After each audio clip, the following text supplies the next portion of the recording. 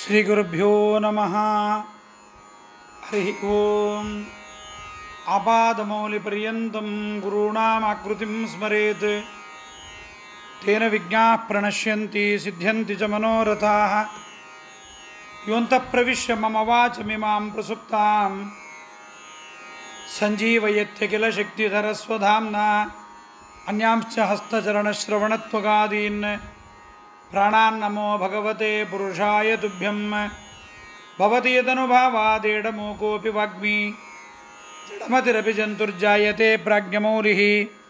सकलवचनचेतो देवता भारती सा मम वचसि निधत्तां सन्निधिं मानसे च। श्रीमतो राघवेन्द्रस्य नमामि पदपङ्कजे कामिताशेषकल्याणकलनाकल्पपादपौ जलज्येष्ठनिभाकारं जगदीशपदाश्रयं जगतीतलविख्यातं जगन्नाथगुरून् भजे। ಹರಿಕಥಾಮೃತಸಾರ ಗುರುಗಳ ಕರುಣದಿಂದಾಪನಿತು ಪೇಳುವೆ ಪರಮಭಗವದ್ಭಕ್ತರು ಇದನ್ನು ಆದರದಿ ಕೇಳುವುದು. ಶ್ರೀರಮಣಿಕರ ಕಮಲ ಪೂಜಿತ ಚಾರು ಚರಣ ಸರೋಜ ಬ್ರಹ್ಮ ಸಮೀರ ವಾಣಿ ಫಣೀಂದ್ರ ವೀಂದ್ರ ಭವೇಂದ್ರ ಮುಖ ವಿನುತ ನೀರಜ ಭವಾಂಡೋದಯ ಸ್ಥಿತಿ ಕಾರಣನ ಕೈವಲ್ಯದಾಯಕ ನಾರಸಿಂಹನ ನಮಿಬೆ ಕರುಣಿಪುದೆ ಮಗೆ ಮಂಗಳವಾ. ಪರಮ ಕರುಣಾಶಾಲಿಗಳಾದ ಜಗನ್ನಾಥದಾಸವರಿಣ್ಯರು ಭಗವಂತನಿಗೆ ಅತ್ಯಂತ ಪ್ರಿಯವಾದ ದೇವರನ್ನು ತಿಳಿಯಲಿಕ್ಕೆ ಯೋಗ್ಯವಾದ ಈ ಮಾನವ ದೇಹದಲ್ಲಿ ಜೀವನವನ್ನು ಸಾರ್ಥಕ ಮಾಡಿಕೊಂಡು ತನ್ಮೂಲಕವಾಗಿ ಭಗವದ್ ಅನುಗ್ರಹಕ್ಕೆ ಪಾತ್ರರಾಗಿ ದುಃಖರಹಿತವಾದ ಸುಖವನ್ನು ಅನುಭವಿಸಬೇಕು ಸಜ್ಜನರು ಎಂಬುವ ದೃಷ್ಟಿಯಿಂದ ಈ ಶ್ರೇಷ್ಠವಾದ ಪುರಾಣಗಳ ಉಪನಿಷತ್ತುಗಳ ಶ್ರೀಮದ್ ಆಚಾರ್ಯರ ಅನೇಕ ಗ್ರಂಥಗಳ ಸಾರವನ್ನು ಹರಿಕಥಾಮೃತ ಸಾರವನ್ನಾಗಿ ಮಾಡಿದ್ದಾರೆ. ದೇಹದಲ್ಲಿ ಪರಮಾತ್ಮ ಇದ್ದಾನೆ ಎಂಬುದಾಗಿ ತಿಳಿಯುವುದು ಬರೀ ಸಾಮಾನ್ಯವಾದ ವಿಚಾರ. ತತ್ವನ್ಯಾಸ ಮಾತೃಕಾನ್ಯಾಸಗಳನ್ನು ಮಾಡಿಕೊಂಡರೂ ಕೂಡ ಇನ್ನೂ ಹೆಚ್ಚಿನ ವಿಶೇಷ ವಿಷಯಗಳನ್ನು ಬಹಳ ವಿಸ್ತಾರವಾಗಿ ತಿಳಿಯಬೇಕು. ತಿಳಿದಷ್ಟು ಭಗವದ್ ಅನುಗ್ರಹಕ್ಕೆ ಪಾತ್ರರಾಗುತ್ತೀವಿ ಎನ್ನುವ ದೃಷ್ಟಿಯಿಂದ ನಾಡಿ ಪ್ರಕರಣ ಸಂಧಿಯಲ್ಲಿ ಬೃಹತಿ ಶಬ್ದವಾಚ್ಯನಾದ 72 ಸಹಸ್ರ ನಾಡಿಗಳಿಂದ ಸ್ತ್ರೀ ಪುರುಷ ರೂಪದಿಂದ ಭಗವಂತ 36,000 ರೂಪಗಳಿಂದ ವಿರಾಜಮಾನನಾಗಿರತಕ್ಕಂತಹ ಭಗವಂತನ ಅದ್ಭುತವಾಗಿರತಕ್ಕಂತಹ ಕೆಲಸಗಳನ್ನು ದೇಹದಲ್ಲಿ ತತ್ವಾಭಿಮಾನಿಗಳ ಮೂಲಕವಾಗಿ ಯಾವ ರೀತಿಯಲ್ಲಿ ಪರಮಾತ್ಮ ಮಾಡಿಸ್ತಾನೆ ಎನ್ನುವುದನ್ನು ನಿರೂಪಣೆ ಮಾಡ್ತಾ ಇದ್ದಾರೆ. ತಿಳಿವುದೀ ದೇಹದೊಳಗೆ ಎಡಬಲದ ನಾಡಿಗಳೊಳಗೆ ದಿವಿಜರು ಜಲಜ ಸಂಭವ ವಾಯುವಾಣ್ಯಾದಿಗಳು ಬಲದಲ್ಲಿ ಎಲರುಹಿಪ ಎಲರುಣಿಪ ವಿಹಗೇಂದ್ರ ಚಳಿವೆಟ್ಟಳಿಯ ಷಣ್ಮಹಿಷಿಯರು ವಾರುಣಿ ಕುಲಿಶಧರ ಕಾಮಾದಿಗಳು ಎಡಭಾಗದೊಳಗಿರುತಿಗರು. ತಿಳಿವುದೀ ದೇಹದೊಳಗಿಹವು ಎಡಬಲದ ನಾಡಿಗಳೊಳಗೆ ದಿವಿಜರು ಜಲಜ ಸಂಭವ ವಾಯುವಾಣ್ಯಾದಿಗಳು ಬಲದಲ್ಲಿ ಎಲರುಣಿಪ ವಿಹಗೇಂದ್ರ ಚಳಿವೆಟ್ಟಳಿಯ ಷಣ್ಮಹಿಷಿಯರು ವಾರುಣಿ ಕುಲಿಶಧರ ಕಾಮಾದಿಗಳು ಎಡಭಾಗದೊಳಗಿರುತಿಗರು. ಪದಚ್ಛೇದ. ತಿಳಿಯುವುದು ಈ ದೇಹದೊಳು ಇಹವು ದೇಹದೊಳಗಿಹ ಎಡಬಲದ ನಾಡಿಗಳ ಒಳಗೆ ದಿವಿಜರು ಜಲಜ ಸಂಭವ ವಾಯು ವಾಣ್ಯಾದಿಗಳು ಬಲದಲ್ಲಿ ಎಲರುಣಿಪ ವಿಹಗೇಂದ್ರ ಚಳಿವೆಟ್ಟಳಿಯ ಷಣ್ಮಹಿಷಿಯರು ವಾರುಣಿ ಕುಲಿಶಧರ ಕಾಮಾದಿಗಳು ಎಡಭಾಗದೊಳು ಇಹರು. ದೇಹದ ಬಲಭಾಗ ಎಡಭಾಗಗಳಲ್ಲಿ ಬಲಭಾಗದಲ್ಲಿ ಪುರುಷನಾಮಕನಾಗಿ ಭಗವಂತ, ಎಡಭಾಗದಲ್ಲೂ ಅವನೇ ಸ್ತ್ರೀ ರೂಪದಿಂದ ಲಕ್ಷ್ಮೀದೇವಿಯೊಳಗಿದ್ದು ನಮ್ಮನ್ನು ಕಾಪಾಡುತ್ತಾರೆ ಎನ್ನುವ ವಿಚಾರವನ್ನು ಹೇಳಿದರು. ಈಗ ಅಲ್ಲಿರ್ತಕ್ಕಂತಹ ಅಭಿಮಾನಿ ದೇವತೆಗಳನ್ನು ವಿಶೇಷವಾಗಿ ಹೇಳ್ತಾ ಇದ್ದಾರೆ.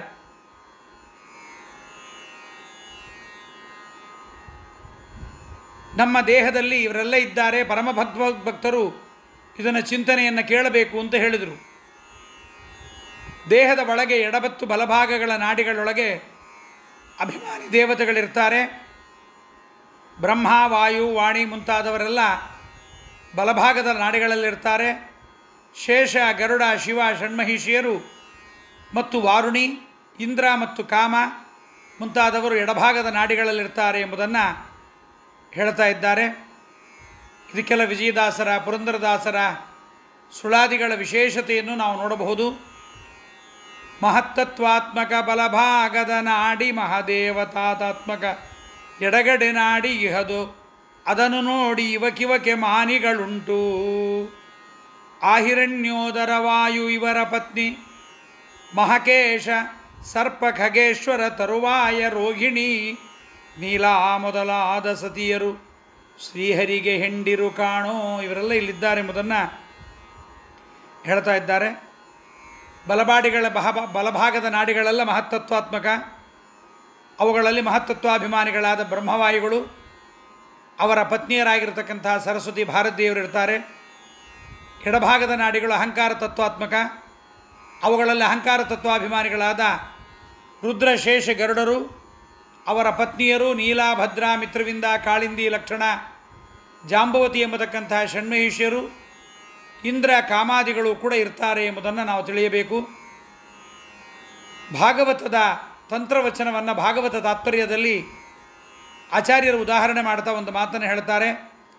ದಕ್ಷಿಣಾ ಪಿಂಗಲಾ ಸರ್ವಾ ಇಡಾ ವಾಮಾಪ್ರಕೀರ್ತಿತಾ ನಾಡ್ಯೋಥ ಮಧ್ಯಮಾ ಪ್ರೋಕ್ತ ಸುಷುಮ್ನ ವೇದಪಾರಗೈ ಅಂತ. ಬಲಭಾಗದ ಎಲ್ಲ ನಾಡಿಗಳು ಪಿಂಗಳ ಅಂತ ಕರೀತಾವೆ. ಎಡಭಾಗದ ಎಲ್ಲ ನಾಡಿಗಳಿಗೂ ಇಡ ಅಂತ ಹೆಸರು. ಮಧ್ಯದಲ್ಲಿರ್ತಕ್ಕಂತಹ ನಾಡಿಗೆ ಸುಷುಮ್ನ ಅಂತ. ಬಹಳ ಬಾರಿ ಇದನ್ನು ಕೇಳಿದ್ದೇವೆ. ಇಲ್ಲಿ ಒಂದು ವಿಷಯವನ್ನು ಭಾಗವತ ಮತ್ತು ಉಪನಿಷತ್ತಲ್ಲಿ ಹೇಳಿದ್ದನ್ನು ಹೇಳ್ತಾ ಇದ್ದಾರೆ. ಬಲಭಾಗದ ಪಿಂಗಳ ನಾಡಿಯಿಂದ ಉತ್ಕ್ರಮಣವನ್ನು ಹೊಂದತಕ್ಕಂಥವರು ನಿಷ್ಕಾಮ ಕರ್ಮಿಗಳು. ಇವರೆಲ್ಲ ದೇವಯಾನ ಮಾರ್ಗದಿಂದ ಮೋಕ್ಷಕ್ಕೆ ಹೋಗುತ್ತಾರೆ. ಎಡಭಾಗದ ಇಡಾನಾಡಿಯಿಂದ ಉತ್ಕ್ರಮಣವನ್ನು ಹೊಂದತಕ್ಕಂಥವರು ಅಂದರೆ ಮರಣವನ್ನು ಹೊಂದತಕ್ಕಂಥವರು ಕಾಮ್ಯಕರ್ಮಿಗಳು. ಪಿತೃಯಾನ ಮಾರ್ಗದಿಂದ ಪಿತೃಲೋಕಕ್ಕೆ ಹೋಗಿ ಮತ್ತೆ ತಿರುಗಿ ಸಂಸಾರದಲ್ಲಿ ಬೀಳ್ತಾರೆ. ಮಧ್ಯದ ಸುಷುಮ್ನಾ ನಾಡಿಯಿಂದ ಉತ್ಕ್ರಮಣ ಹೊಂದತಕ್ಕಂಥವರು ಬ್ರಹ್ಮಯಾನ. 3 ಯಾನ ಆಯಿತು ನೋಡ್ರಿ, 3 ಮಾರ್ಗ: ದೇವಯಾನ, ಬ್ರಹ್ಮಯಾನ, ಪಿತೃಯಾನ. ಸುಷುಮ್ನಾ ನಾಡಿಯಿಂದ ಉತ್ಕ್ರಮಣವನ್ನು ಹೊಂದತಕ್ಕಂಥವರು ಬ್ರಹ್ಮಯಾನ ಮಾರ್ಗದಿಂದ ವಿಷ್ಣು ಲೋಕಕ್ಕೆ ಹೋಗುತ್ತಾರೆ ಅಂತ ಭಾಗವತ ಹೇಳ್ತಾ ಇದೆ. ಬಲಭಾಗದ ಪಿಂಗಳ ನಾಡಿ ಇದೆಯಲ್ಲ, ಪಿಂಗ ಅಂದರೆ ಸುಖ ಅಂತರ್ಥ, ಸುಖ ಅಂದರೆ ಮೋಕ್ಷದಾಯಕ ಅಂತ. ಅದು ಪಿಂಗಲ ನಾಡಿ. ಅಲ್ಲಿ ಇಟ್ಟಂದರೆ ಅನ್ನ, ಅನ್ನವನ್ನು ಕೊಡ್ತಕ್ಕಂತಹದ್ದು ಅಂತ. ಎಡಭಾಗದ ನಾಡಿಗೆ ಇಡ ಅಂತ ಹೆಸರು ಅಂತ ಬ್ರಹ್ಮತರ್ಕ ನಮಗೆ ಹೇಳ್ತಾ ಇದೆ. ಹೀಗಾಗಿ ಬಲಭಾಗದ ನಾಡಿಗಳಿಗೆ ಮೋಕ್ಷದಾಯಕರಾದ ಬ್ರಹ್ಮವಾಯುಗಳು ತತ್ಪತ್ನಿಯರು ನಿಯಾಮಕರಾಗಿರ್ತಾರೆ. ಎಡಭಾಗದ ನಾಡಿಗಳಿಗೆ ಸ್ವರ್ಗಾದಿ ದೇವತೆಗಳಾದ ಸ್ವರ್ಗಾದಿದಾಯಕರಾದ ರುದ್ರಾದಿ ದೇವತೆಗಳು ನಿಯಾಮಕರಾಗಿರ್ತಾರೆ. ಇದು ಬಹಳ ಉಚಿತವಾಗಿದೆ.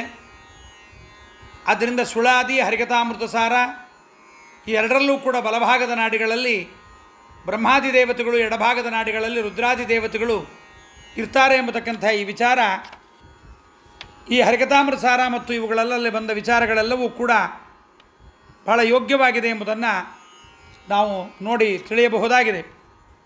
ಆದ್ದರಿಂದ ಎಲ್ಲ ಕಡೆಯಲ್ಲೂ ಕೂಡ ಬಲಭಾಗದ ಮತ್ತು ಎಡಭಾಗದ ನಾಡಿಗಳಲ್ಲಿ ಹೀಗೆ ಈ ದೇವತೆಗಳು ಇದ್ದು ಅನುಗ್ರಹವನ್ನು ಮಾಡ್ತಾ ಇದ್ದಾರೆ. ಜಲಜ ಸಂಭವ ಅಂದರೆ ಬ್ರಹ್ಮದೇವರು, ವಾಣ್ಯಾದಿಗಳು ಅಂದರೆ ಆದಿಪದದಿಂದ ಭಾರತೀ ದೇವಿಯರನ್ನು ನಾವು ತೆಗೆದುಕೊಳ್ಳಬೇಕು. ಎಲ ಋಣಿಗ ಅಂತ ಸಾಮಾನ್ಯ ಪಾಠಗಳಲ್ಲಿದೆ. ಪದ್ಮನಾಭದಾಸರು ಎಲ ಋಣಿಪ ಅಂತ ಸ್ವೀಕಾರ ಮಾಡಿದ್ದಾರೆ. ಬಹಳ ಹೊಸ ಹೊಸ ಪದಗಳನ್ನು ಜಗನ್ನಾಥದಾಸರ ಅವರ ಸಾಹಿತ್ಯದಲ್ಲಿ ನಾವು ನೋಡಬಹುದು. ಮಸ್ತಕಕ್ಕೆ, ತಲೆಗೆ ಬಹಳ ದೊಡ್ಡ ಕೆಲಸಗಳನ್ನು ಕೊಡ್ತಾರೆ, ವಿಚಾರ ಮಾಡಲಿಕ್ಕೆ ಅನುಗ್ರಹ ಮಾಡ್ತಾರೆ. ಎಲ್ಲರೂ ಅಂದರೆ ಗಾಳಿ, ಗಾಳಿಯನ್ನು ಉಣ್ಣುವ ಸರ್ಪಗಳಿಗೆ ಪ ಅಂದರೆ ಒಡೆಯ, ಎಲ್ಲರುಣಿಪ ಶೇಷದೇವರು. ವಿಹಗೇಂದ್ರ ವಿಪಕ್ಷಿ ಪರಮಾತ್ಮನೋಹ ಅಂತ ಆಕಾಶದಲ್ಲಿ ಸಂಚಾರ ಮಾಡುವ ಪ್ರಾಣಿಗಳಿಗೆ ಇಂದ್ರ ಅಂದರೆ ಒಡೆಯ, ಪಕ್ಷಿರಾಜನಾದ ಗರುಡ. ಇನ್ನೊಂದು ಹೊಸ ಪದವನ್ನು ಜಗನ್ನಾಥದಾಸರು ಉಪಯೋಗಿಸ್ತಾರೆ, ಚಳಿಬೆಟ್ಟಳಿಯ ಅಂತ. ಚಳಿಯ ಬೆಟ್ಟ ಹಿಮಾಲಯ, ಅವನ ಅಳಿಯ ರುದ್ರದೇವರು. ಹಿಮವಂತರಾಜನ ಮಡದಿ, ಅವನ ಮಡದಿಯಾಗಿರ್ತಕ್ಕಂತಹ ಅವಳಲ್ಲಿ ಹುಟ್ಟಿರ್ತಕ್ಕಂಥವಳು ನಮ್ಮ ಪಾರ್ವತೀ ದೇವಿ. ಆ ಪಾರ್ವತೀ ದೇವಿಯ ಗಂಡನಾಗಿರ್ತಕ್ಕಂಥವನೇ ರುದ್ರದೇವರು. ಚಳಿಬೆಟ್ಟ ಬೆಟ್ಟ ಎರಡು ತದ್ಭವ ತತ್ಸಮಗಳು. ಚಳಿಬೆಟ್ಟದ ಅಳಿಯ ರುದ್ರದೇವರು, ವಾರುಣಿ ಶೇಷದೇವರ ಪತ್ನಿ, ಜೊತೆಗೆ ಪಾರ್ವತಿ ಹಾಗೂ ಸೌಪರ್ಣಿಯರನ್ನು ಕೂಡ ನಾವು ಇಟ್ಕೊಳ್ಬೇಕು. ಕುಲಿಶಧರ ಅಂದರೆ, ಕುಲಿಶ ಅಂದರೆ ವಜ್ರ, ಅದನ್ನು ಧರ ಅಂದರೆ ಧಾರಣ ಮಾಡಿರ್ತಕ್ಕಂಥ ದೇವೇಂದ್ರ. ಕಾಮಾದಿಗಳು ಇವರೆಲ್ಲ ಆದಿಪದದಿಂದ ಅನಿರುದ್ಧಾದಿಗಳನ್ನು ನಾವಿಲ್ಲಿ ಇಟ್ಕೊಳ್ಳಬೇಕು ಎನ್ನುವುದನ್ನು ಜಗನ್ನಾಥದಾಸರು ಹೀಗೆ ಈ ಪದ್ಯದಲ್ಲಿ ತಿಳಿವುದೀ ದೇಹದೊಳಗಿಹವೆರಡು, ತಿಳಿವುದೀ ದೇಹದೊಳಗಿಹವೆಡ ಬಲದ ನಾಡಿಗಳೊಳಗೆ ದಿವಿಜರು ಜಲಜ ಸಂಭವ ವಾಯುವಾಣ್ಯಾದಿಗಳು ಬಲದಲ್ಲಿ ಎಲರುಣಿಪ ವಿಹಗೇಂದ್ರ ಚಳಿವೆಟ್ಟಳಿಯ ಷಣ್ಮಹಿಷಿಯರು ವಾರುಣಿ ಕುಲಿಶಧರ ಕಾಮಾದಿಗಳು ಎಡಭಾಗದೊಳಗಿರು ಇಹರೂ. ಹೀಗೆ ನಮ್ಮ ದೇಹದ ಎಡಬಲ ಭಾಗದಲ್ಲಿರ್ತಕ್ಕಂಥ ದೇವತೆಗಳನ್ನು ಹೇಳಿ, ಈ ಎಡಭಾಗದ ಬಲಭಾಗದಲ್ಲಿರ್ತಕ್ಕಂಥ ದೇವತೆಗಳು ನಮ್ಮ ಯೋಗ್ಯತಾನುಸಾರ ಏನೇನು ಸಾಧನೆಗಳನ್ನು ಮಾಡಿಸ್ತಾರೆ ಅನ್ನೋದನ್ನು ಮುಂದಿನ ಪದ್ಯದಲ್ಲಿ ಹೇಳ್ತಾ ಇದ್ದಾರೆ. ಇಕ್ಕೆಲದೊಳಿಹ ನಾಡಿಯೊಳು ದೇವರ್ಕಳಿಂದೊಡನಾಡುತ್ತಲಿ ಪೊಂಬಕ್ಕಿದೇರನು ಜೀವರಧಿಕಾರಾನುಸಾರದಲ್ಲಿ ತಕ್ಕ ಸಾಧನ ಮಾಡಿಸುತ್ತ ಅಕ್ಕರದಿ ಸಂತೈಪ ಭಕುತರ ದಕ್ಕಗೊಡನಸುರರ್ಗೆ ಸತ್ಪುಣ್ಯಗಳನ್ನು ಅಪಹರಿಪ. ಇಕ್ಕೆಲದೊಳಿಹ ನಾಡಿಯೊಳು ದೇವರ್ಕಳಿಂದೊಡನಾಡುತ್ತಲಿ ಪೊಂಬಕ್ಕಿ ದೇವನು ಜೀವರಧಿಕಾರಾನುಸಾರದಲ್ಲಿ ತಕ್ಕ ಸಾಧನ ಮಾಡಿಸು ತಕ್ಕರದಿ ಸಂತೈಪ ಬಕುತರ ದಕ್ಕಗೊಡನಸುರರ್ಗೆ ಸತ್ಪುಣ್ಯಗಳನ್ನು ಅಪಹರಿಪ. ಪದಚ್ಛೇದ. ಇಕ್ಕೆಲದೊಳು ಇಹ ನಾಡಿಯೊಳು ದೇವರ್ಕಳಿಂದ ಒಡನಾಡುತ್ತಲಿ ಪೊಂಬಕ್ಕಿದೇರನು ಜೀವರ ಅಧಿಕಾರಾನುಸಾರದಲ್ಲಿ ತಕ್ಕ ಸಾಧನ ಮಾಡಿಸುತ್ತ ಅಕ್ಕರದಿ ಸಂತೈಪ ಬಕುತರ ದಕ್ಕಗೊಡನು ಅಸುರರ್ಗೆ ಸತ್ಪುಣ್ಯಗಳ ಅಪಹರಿಪ. ಬಲಭಾಗದಲ್ಲಿ ಎಡಭಾಗದಲ್ಲಿ ಇಡ ಮತ್ತು ಪಿಂಗಳ ಮಧ್ಯದಲ್ಲಿ ಈ ನಾಡಿಗಳಲ್ಲಿ ಬ್ರಹ್ಮಾದಿ ದೇವತೆಗಳು ರುದ್ರಾದಿ ದೇವತೆಗಳ ವಿಚಾರವನ್ನು ಹೇಳಿ ಅವರ ಮೂಲಕವಾಗಿ ಜೀವರ ಯೋಗ್ಯತೆ ಏನಿದೆ, ಅವರ ಸಾಧನೆ ಏನಿದೆ, ಅದಕ್ಕನುಸಾರವಾಗಿ ಭಗವಂತ ಅನುಗ್ರಹವನ್ನು ಮಾಡ್ತಾನೆ ಎಂಬುದನ್ನು ಹೇಳ್ತಾ ಇದ್ದಾರೆ. ದೇಹದ ಎಡಬಲ ಭಾಗದಲ್ಲಿರತಕ್ಕಂತಹ ನಾಡಿಗಳಲ್ಲಿ ದೇವತೆಗಳಿಂದ ಒಡಗೂಡಿಕೊಂಡು ಪರಮಾತ್ಮ ಗರುಡವಾಹನ ಪೊಂಬಕ್ಕಿದೇರನು, ಪೊಂಬಕ್ಕಿ ಅಂದರೆ ಬಂಗಾರ ವರ್ಣದ ಗರುಡ, ಅವನನ್ನೇ ರಥವನ್ನಾಗಿ ಮಾಡಿಕೊಂಡಿರ್ತಕ್ಕಂಥ ದೇರು ಪೊಂಬಕ್ಕಿ ದೇವರನು ಜೀವರ ಅಧಿಕಾರಾನುಸಾರದಲ್ಲಿ ತಕ್ಕ ಸಾಧನ, ಜೀವರ ಯೋಗ್ಯತೆಯಲ್ಲಿ ಏನೇನು ಸಾಧನೆ ಮಾಡಬೇಕು ಅಂತಿದೆ ಆ ಸಾಧನೆಯನ್ನು ಮಾಡಿಸ್ತಾ ಅಕ್ಕರೆಯಿಂದ ಪ್ರೀತಿಯಿಂದ ಭಕ್ತರನ್ನು ಸಂತೈಸ್ತಾನೆ. ತನ್ನ ಭಕ್ತರಾಗಿದ್ದರೆ ಅವರನ್ನು ದೈತ್ಯರ ಕೈಗೆ ಕೊಟ್ಟು ಆ ದೈತ್ಯರಿಗೆ ಸಿಕ್ಕು ಅವರ ಸಾಧನೆ ಹಾಳಾಗದಂತೆ ಪರಮಾತ್ಮ ನೋಡಿಕೊಳ್ತಾನೆ. ಅಸುರರ ಒಳಗಿದ್ದು ಅವರು ಪುಣ್ಯ ಕಾರ್ಯವನ್ನು ಮಾಡಿದರೆ ಅದನ್ನು ಪರಮಾತ್ಮ ಅಪಹರಣ ಮಾಡಿಬಿಡ್ತಾನೆ. ಹಿಂದಿನ ಪದ್ಯದಲ್ಲಿ ಹೇಳಿದಂತೆ ಇಡಾಪಿಂಗಳ ನಾಡಿಗಳಲ್ಲಿ ಗರುಡವಾಹನನಾದ ಪರಮಾತ್ಮ ಸರಸ್ವತಿ, ಬ್ರಹ್ಮ, ವಾಯು, ಭಾರತೀ ದೇವಿಯರ ಜೊತೆಗೆ ವಿಹಾರವನ್ನು ಮಾಡ್ತಾನೆ. ಈ 4 ದೇವತೆಗಳು ಮೋಕ್ಷಯೋಗ್ಯರಾಗಿರತಕ್ಕಂತಹ ಜೀವರಿಂದ ಮೋಕ್ಷ ಸಾಧನೆಯನ್ನು ಮಾಡಿಸಿ ಪಿಂಗಳ ನಾಡಿಯಲ್ಲಿ ಉತ್ಕ್ರಮಣವನ್ನು ಮಾಡಿಸಿ ದೇವಯಾನ ಮಾರ್ಗದಲ್ಲಿ ಮೋಕ್ಷಕ್ಕೆ ಅವರನ್ನು ಕೊಂಡೊಯ್ತಾರೆ. ಎಡಭಾಗದ ನಾಡಿಗಳಲ್ಲಿ ಮೋಕ್ಷಯೋಗ್ಯರಾದ ಜೀವರಿಂದ ಕಾಮ್ಯಕರ್ಮವನ್ನು ಮಾಡಿಸಿ, ಇಡಾನಾಡಿಗಳಲ್ಲಿ ಉತ್ಕ್ರಮಣವನ್ನು ಮಾಡಿಸಿ, ಪಿತೃಯಾನ ಮಾರ್ಗದಿಂದ ಸ್ವರ್ಗಾದಿ ಲೋಕಗಳಿಗೆ ಒಯ್ದು, ಆ ಸ್ವರ್ಗದಲ್ಲಿ ಕ್ಷೀಣೆ ಪುಣ್ಯ ಮರ್ತ್ಯಲೋಕಂ ವಿಶಂತಿ ಅಂತ ಪುಣ್ಯ ಕ್ಷಯವಾದಾಗ ಅವರನ್ನು ತಿರುಗ ಭೂಮಿಯಲ್ಲಿ ಹುಟ್ಟಿಸ್ತಾರೆ. ಈ ಗಮನಾಗಮನಗಳಿಂದ ಅವರಿಗೆ ವೈರಾಗ್ಯ ಬಂದುಬಿಡುತ್ತೆ. ಕಾಮ್ಯಕರ್ಮವನ್ನು ಮಾಡಿ ಪಿತೃಯಾನದ ಮೂಲಕವಾಗಿ ಸ್ವರ್ಗಾದಿ ಲೋಕಗಳನ್ನು ಪಡೆದ ಅವರಿಗೆ ವೈರಾಗ್ಯ ಬರುವಂತೆ ಮಾಡ್ತಾನೆ ಪರಮಾತ್ಮ. ಮುಂದೆ ಬ್ರಹ್ಮವಾಯುಗಳಿಂದ ಉಪದೇಶವನ್ನು ಕೊಡಿಸಿ ಅವರಿಗೆ ಮೋಕ್ಷ ಸಾಧನೆಯನ್ನು ಮಾಡಿಸ್ತಾನೆ. ಜೀವರ ಅಧಿಕಾರಾನುಸಾರ ತಕ್ಕ ಸಾಧನ ಮಾಡಿಸುತ್ತ ಬಹಳ ದೊಡ್ಡ ವಿಚಾರ ದೇವತೆಗಳು ಮಾಡುವ ಈ ಅನುಗ್ರಹ. ನಾಡಿಗಳಲ್ಲಿ ಅಭಿಮಾನಿ ದೇವತೆಗಳಿಂದ ಒಡಗೂಡಿ ಇರತಕ್ಕಂಥ ಶ್ರೀಹರಿ ಜೀವರಿಂದ ಅವರ ಅಧಿಕಾರಕ್ಕೆ ಅನುಸಾರವಾಗಿ ತಕ್ಕ ಸಾಧನೆಯನ್ನು ಮಾಡಿಸ್ತಾನೆ. ಆಚಾರ್ಯರು ಬಹಳ ದೊಡ್ಡ ವಿಚಾರವೊಂದನ್ನು ಹೇಳ್ತಾರೆ ಸೂತ್ರಭಾಷ್ಯದ 3ನೇ ಅಧ್ಯಾಯದಲ್ಲಿ. ಜ್ಞಾನಾದಿದಾನಂ ದೇವಾನಾಂ ವಿಷ್ಣುನಾ ಸಾಧುಚೋದಿತಂ ಅಂತ ದೇವತೆಗಳು ಒಳಗಿದ್ದು ಜ್ಞಾನಕ್ಕೆ ಪ್ರೇರಣೆಯನ್ನು ಕೊಡುವುದರ ಜೊತೆಗೆ ಹೊರಗಡೆಯೂ ಅವತಾರವನ್ನು ಮಾಡಿ ನಮಗೋಸ್ಕರವಾಗಿ ಮಧ್ವರಾಯರಾಗಿ, ಟೀಕಾಕೃತ್ಪಾದರಾಗಿ, ರಾಘವೇಂದ್ರ ಸ್ವಾಮಿಗಳಾಗಿ, ರಘೋತ್ತಮರಾಗಿ, ಅನೇಕ ದೇವತೆಗಳಾಗಿ, ವಾದರಾಜರಾಗಿ, ಶ್ರೀಪಾದರಾಜರಾಗಿ, ವ್ಯಾಸರಾಜರಾಗಿ ದೇವತೆಗಳೆಲ್ಲ ಪುನಃ ಕಲಿಯುಗದಲ್ಲಿ ಅವತಾರವನ್ನು ಮಾಡಿ ಜ್ಞಾನವನ್ನು ನಮಗೆ ಕೊಟ್ಟು ಸಾಧನೆಯನ್ನು ಮಾಡಿಸ್ತಾರೆ. ಇದು ಪರಮಾತ್ಮ ಮಾಡಿದ ಸಾಧನೆ ಅವರಿಗೆ, ಅವರು ಮಾಡಬೇಕಿದನ್ನು. ಇದು ಸಾರ್ವಕಾಲಿಕವಾದ ಆಜ್ಞೆ. ಬ್ರಹ್ಮದೇವರಿಗೆ ಅವತಾರವಿಲ್ಲವಾದ್ದರಿಂದ ಬೇರೆ ದೇವತೆಗಳೊಳಗೆ ಆವೇಶಗೊಂಡು ಬರ್ತಾರೆ, ಬಂದು ಜ್ಞಾನದ ಸಾಧನೆಯನ್ನು ನಮಗೆ ಮಾಡಿಸ್ತಾರೆ. ಗ್ರಂಥಗಳ ನಿರ್ಮಾಣ, ಗ್ರಂಥಗಳ ಉಪದೇಶವನ್ನು ಮಾಡಿ ಅನುಗ್ರಹವನ್ನು ಮಾಡ್ತಾರೆ. ಹೊರಗಡೆ ಇದ್ದು ಮಾಡ್ತಾರೆ. ಹೀಗೆ ದೇವತೆಗಳ ಮೂಲಕವಾಗಿ ಸನ್ಯಾಸಿಗಳಾಗಿ, ದಾಸರಾಗಿ, ಪುರಂದರದಾಸರು ನಾರದರಾಗಿ, ವಿಜಯದಾಸರು ಭೃಗುಋಷಿಗಳು, ಗೋಪಾಲದಾಸರು ಗಣೇಶ, ಜಗನ್ನಾಥದಾಸರು ಸಲ್ಲಾದಾಂಶರಾಗಿ, ಹೀಗೆ ಅನೇಕ ದೇವತೆಗಳು ಬಂದು ಜ್ಞಾನ ಸಾಧನೆಯನ್ನು ಮಾಡಿಸಿದರೆ ನಿಮ್ಮ ಸಾಧನೆ ಮುಗಿಯುತ್ತೆ ಅಂತ ಭಗವಂತ ಅಪ್ಪಣೆ ಮಾಡಿದ್ದಾನಾದ್ದರಿಂದ ಆ ದೇವತೆಗಳೆಲ್ಲ ಭೂಮಿಯಲ್ಲಿ ಅವತಾರವನ್ನು ಮಾಡಿ ಬರ್ತಾರೆ. ಆದ್ದರಿಂದ ದೇವತೆಗಳು ಶರೀರ ನಾಡಿಗಳಲ್ಲಿದ್ದು ಶರೀರಧಾರಣ ಕಾರ್ಯವನ್ನು ಮಾತ್ರವಲ್ಲದೆ ಜ್ಞಾನಾನಿದಾನ ಕಾರ್ಯರೂಪವನ್ನು ಕೂಡ ಮಾಡ್ತಾರೆ. ಜೀವರಿಗೆ ಅವರಿಗೆ ಯೋಗ್ಯತಾನುಸಾರವಾಗಿ ಜ್ಞಾನವನ್ನು ಕೊಡ್ತಾರೆ. ನಾವು ಬೇಕಾದಷ್ಟು ಓದಬಹುದು, ಬೇಕಾದಷ್ಟು ಕೇಳಬಹುದು, ಅದರಲ್ಲೂ ಯೋಗ್ಯತಾನುಸಾರವಾಗಿ ಕೊಡ್ತಾರೆ. ಕೇಳಿದ್ರಲ್ಲೂ ಯೋಗ್ಯತಾನುಸಾರವಾಗಿ ಉಳಿಸ್ತಾರೆ, ಉಳಿಸಿದ್ರಲ್ಲಿ ಯೋಗ್ಯತಾನುಸಾರವಾಗಿ ಉಪಾಸನೆಯನ್ನು ಮಾಡಿಸ್ತಾರೆ. ಆ ದೇವತೆಗಳ ಪ್ರೇರಣೆಯಾದ ಬಳಿಕ ಜೀವರೆಲ್ಲರೂ ಕೂಡ ಜ್ಞಾನೋತ್ತರ ಸಾಧನೆಗಳನ್ನು ಪೂರೈಸಿಕೊಂಡು ಪ್ರಾರಬ್ಧ ಕರ್ಮವನ್ನು ತೀರಿಸಿ ಚರ್ಮ ಶರೀರ ಅಂದರೆ ಕೊನೆಯ ದೇಹ ಬರುತ್ತೆ. ಸಾಧನೆಯ ಕೊನೆಯ ಶರೀರ ಪಿಂಗಲಾ ನಾಡಿಗಳಲ್ಲಿ ಉತ್ಕ್ರಮಣವನ್ನು ಮಾಡ್ತಕ್ಕಂಥ ಕಾಲದಲ್ಲಿ ನಾವು ಹೋಗಬೇಕಾಗಿರತಕ್ಕಂಥ ಅರ್ಚಿರಾದಿ ಮಾರ್ಗವನ್ನು, ಆ ಮಾರ್ಗದಲ್ಲಿರ್ತಕ್ಕಂಥ ದೇವತೆಗಳನ್ನು, ನಮ್ಮನ್ನು ಕೊಂಡೊಯ್ಯತಕ್ಕಂಥ ಮುಖ್ಯ ಪ್ರಾಣದೇವರನ್ನು, ಹೋಗಿ ಸೇರಬೇಕಾಗಿರತಕ್ಕಂಥ ದೇವಲೋಕವನ್ನು, ಅಲ್ಲಿರುವ ಭಗವದ್ರೂಪಗಳನ್ನು ಕೂಡ ಅವಶ್ಯವಾಗಿ ನೆನೆಯುತ್ತಾರೆ. ವ್ಯಾಪ್ತೋಪಾಸಕರಾದ ಜೀವರು ಮುಕ್ತ ನಿಯಾಮಕನನ್ನು ನೆನೆದು ಸುಷುಮ್ನಾ ನಾಡಿಯಿಂದ ಉತ್ಕ್ರಮಣವನ್ನು ಮಾಡ್ತಾರೆ. ಸುಷುಮ್ನಾ ಎಂಬತಕ್ಕಂಥದ್ರ ಬಗ್ಗೆ ನಾವು ಹಿಂದೆಲ್ಲ ಸಾಕಷ್ಟು ವಿಚಾರಗಳನ್ನು ಕೇಳಿದ್ದೇವೆ. ಈ ಸುಷುಮ್ನಾ ಎಂಬತಕ್ಕಂಥದ್ದು ವಜ್ರಿಕ, ಆರ್ಯ, ವೈದ್ಯುತಿ, ಪ್ರಕಾಶಿನಿ ಎಂಬತಕ್ಕಂಥ 4 ನಾಡಿಗಳು. ಅವುಗಳ ನಡುವೆ ಇರತಕ್ಕಂಥ ಬ್ರಹ್ಮನಾಡಿ 5 ನಾಡಿಗಳ ಸಮೂಹ.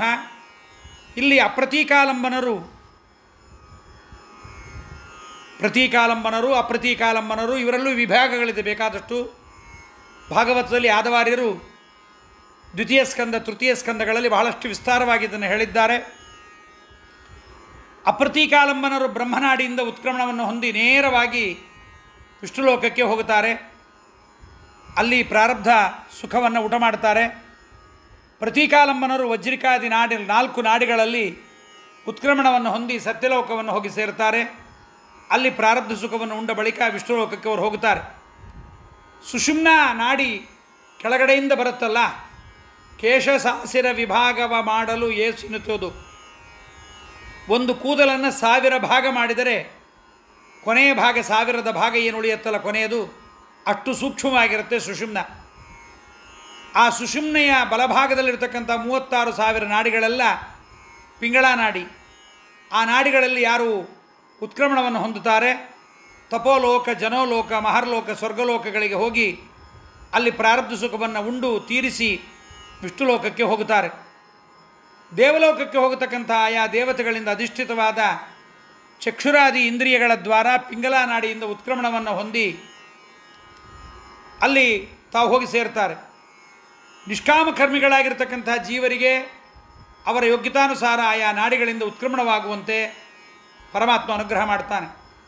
ಬೇಕಾದಷ್ಟು ಯೋಗ ಮಾರ್ಗ ಮಾಡಿರಬಹುದು, ಅವರಿಗೆ ಆ ಕಾಲದಲ್ಲಿ ಅವರ ಯೋಗ್ಯತೆ ಸಾಧನೆ ಏನಿರುತ್ತೆ ಅದಕ್ಕನುಸಾರವಾಗಿ ಆ ಮಾರ್ಗದಲ್ಲೇ ಉತ್ಕ್ರಮಣ ಹೊಂದುವಂತೆ ಪರಮಾತ್ಮ ಪ್ರೇರಣೆ ಮಾಡ್ತಾನೆ. ಆದ್ದರಿಂದ ತ್ರೈವಿಧ್ಯರು ಅಂತಿದ್ದಾರೆ. ತ್ರೈವಿಧ್ಯರು ಎಂಬತಕ್ಕಂಥ ಕಾಮ್ಯಕರ್ಮಿಗಳು. ಅವರು ಶ್ರಾದ್ದಾದಿ ಕರ್ಮಗಳನ್ನು ಮಾಡಿ ಇಡಾನಾಡಿಯಿಂದ ಉತ್ಕ್ರಮಣವನ್ನು ಹೊಂದಿ ಪಿತೃಲೋಕ ಪ್ರಾಪ್ತಿಯನ್ನು ಪಡೆಯುತ್ತಾರೆ. ಪಿತೃಲೋಕ ಎಂಬತಕ್ಕಂಥದ್ದು ಕೂಡ ಪಿತೃದೇವತೆಗಳ ಸ್ವರ್ಗ ಸುಖವೇ ಅದು. ಆದರೆ ಅಜ್ಞಾನಿಗಳಲ್ಲಿ ಸುಖವನ್ನು ಅನುಭವಿಸಿದ ಬಳಿಕ ಮತ್ತೆ ಹಿಂತಿರುಗಿ ಭೂಮಿಗೆ ಬರಬೇಕಾಗತ್ತೆ.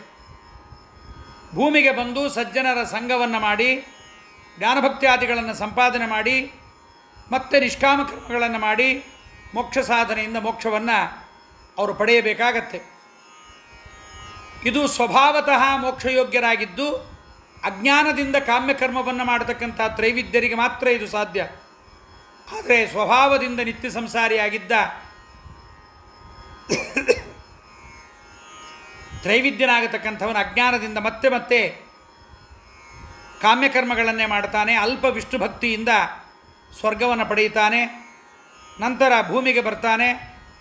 ಅವನು ಪಡೆಯತಕ್ಕಂಥ ಸ್ವರ್ಗ ಕೂಡ ಇಂದ್ರ ಎಂಬತಕ್ಕಂಥ ಅಪಭ್ರಷ್ಟ ಇರತಕ್ಕಂಥ ಇನ್ನೊಬ್ಬ ದೇವತೆಗಳೇ. ದೇವತೆಗಳಿಗೆ ಏನಿದೆ ಅದೇ ಹೆಸರನ್ನು ದೈತ್ಯರಿಗೂ ಇಟ್ಟು ಅಪಭ್ರಷ್ಟ ದೇವತೆಗಳು ಅಂತಿದ್ದಾರೆ. ಅವರಿಂದ ತುಂಬಿರತಕ್ಕಂಥ ಸಾಂಕಲ್ಪಿಕ ಸ್ವರ್ಗ ಅಂತ ಅದೊಂದು ಅಂತರಿಕ್ಷ ಲೋಕ ಇದೆ. ಅಲ್ಲಿ ಸುಖಕ್ಕಿಂತ ದುಃಖ ಹೆಚ್ಚಾಗಿರುತ್ತೆ. ಯಾಕ್ರಿ ಅದಕ್ಕೆ ಸ್ವರ್ಗ ಅಂತೀರಿ ಮತ್ತು ದುಃಖ ಹೆಚ್ಚಾಗಿರುತ್ತೆ? ಯಾಕೆ ಅಂದರೆ ದೇವತೆಗಳಿಗಿಂತ ವಿಷ್ಣು ಪರಮಾತ್ಮ ಕೇವಲ ರಾಜ. ಆ ರಾಜನಂತೆ ಪರಮಾತ್ಮ ಶ್ರೇಷ್ಠ ಅಂತ ಅವರಿಗೆ ಗೌರವ ಭಾವನೆ ಇರುತ್ತೆ. ದೇವತೆಗಳೆಲ್ಲರೂ ಪರಮಾತ್ಮನ ಪರಿವಾರ, ಪರಮಾತ್ಮ ಸರ್ವೋತ್ತಮೋತ್ತಮ ಅಂತ ಅವರಿಗೆ ಭಕ್ತಿಭಾವ ಇರಲ್ಲ. ಯಾರಿಗೆ? ಸ್ವಭಾವದಿಂದ ನಿತ್ಯ ಸಂಸಾರಿಗಳಾದವರಿಗೆ. ಇನ್ನು ತಾಮಸರಿಗೆ ಪರಮಾತ್ಮನಲ್ಲಿ ಗೌರವವೇ ಇರಲ್ಲ, ಭಕ್ತಿಭಾವನೂ ಇರಲ್ಲ, ದ್ವೇಷವೇ ಅವರಿಗೆ ತುಂಬಿರುತ್ತೆ. ಅದರಿಂದ ಅವರು ಅಧೋಮುಖರಾಗಿ ಶರೀರದಲ್ಲಿ ಹರಡಿರ್ತಕ್ಕಂಥ ಗುದ, ಲಿಂಗ, ಪಾದಗಳ ಪ್ರದೇಶದಲ್ಲಿರ್ತಕ್ಕಂಥ ನಾಡಿಗಳಿಂದ ಶರೀರದಿಂದ ಹೊರಗೆ ಬರ್ತಾರೆ.